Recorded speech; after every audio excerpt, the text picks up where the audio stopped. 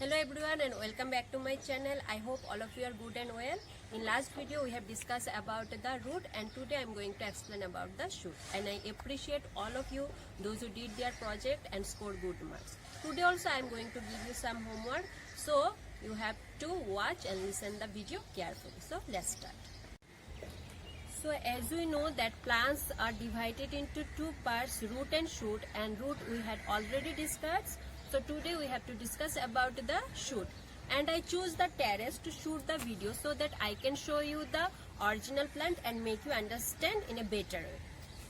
So see, this is a marigold plant, okay, and below the soil we know there are root and above the soil shoot, and shoot consists, see, stem, branches, bud and flower.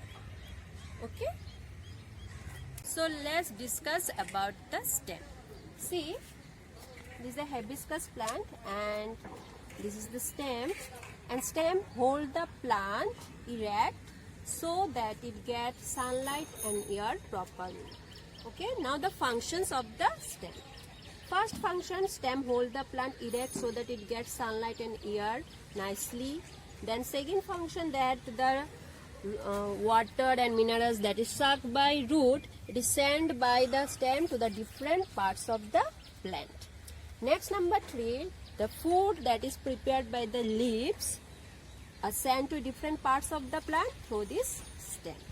And one more functions of the stem is that some stems store extra food, like see, potato and ginger. They are underground stem and they store extra food. So the first question's answer that you have to write down, what are the functions of the stem. Okay, now let's discuss about the leaf. See, we know that the leaf color is green, and this green color because of the presence of chlorophyll.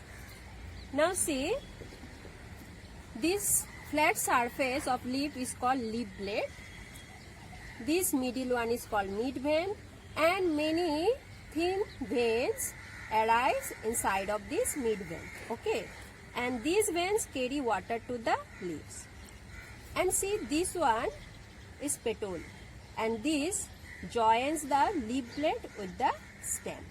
Now the functions of the leaves. Leaves are called the food factory of the plant because leaf prepare food for the plant, the presence of sunlight, air, water and chlorophyll. Next, function of the leaf is that plants breathe through stomata. And what are the stomata? Stomata are tiny pores. We can't see the pores, but plants breathe through these pores, and these pores are present on the surface of the leaf, and these are called stomata. And number 3rd function of the leaf is that some leaves store extra food like cabbage, spinach, all these we eat as vegetable. So you have to draw one leaf, then you have to show the different parts of the leaf. This is question number 2. And question number 3, you have to write down the function of the leaves. Move to the next point, and that is flower, the most beautiful part of the plant. And flowers are different shapes, size and color. And flowers help in the process of reproduction.